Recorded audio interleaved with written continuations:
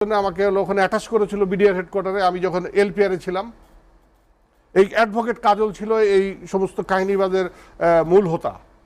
সে আমাকে brain wash করার জন্য নিয়ে আসছিল যে আমার যেন বক্তব্যগুলো আমি চেঞ্জ করি, আমি যে স্টেটমেন্ট দিয়েছি, বিবৃতি দিয়েছি, এগুলো আমি যেন চেঞ্জ করি। আমি ওনারা বলছিলাম যে আমার হাইকোর্ট দেখান না। সে বলে আপনার বাঁচতে ইচ্ছা করে না। হি আস্কড মি দ্যাট আপনার বাঁচতে ইচ্ছা করে না। আমি বললাম আপনি আমাকে মৃত্যুর ভয় কি দেন? আমি এত বড় মৃত্যু থেকে বেঁচে আসছি, আপনার কথা কি আমি ভয় পাই নাকি? তো এই অ্যাডভোকেট কাজল তখন পালায় আছে। আপনি জিজ্ঞেস করেন এই যে কার রকম যে মেজর ফেরদৌস যার নাম বললো, ওনাকে আমি একদম ভারবেটিম বলেছি যে কারণ সাহেব যদি আপনি বেঁচে থাকেন এবং যদি এই পট পরিবর্তন হয়, আপনি প্রথম আসামি হবেন, কারণ আপনি সুষ্ঠুভাবে তদন্ত করছেন না।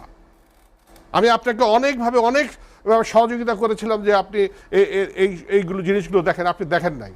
বলেন না, উনি বলছেন না স্যার আপনি কি বলেন স্যার, আমি তো আমার সাধ্য না, আমি আপনার সাধ্যমতো চেষ্টা। কার এখন যদি তার স্মৃতিশক্তি থাকে তাহলে হি উইল বি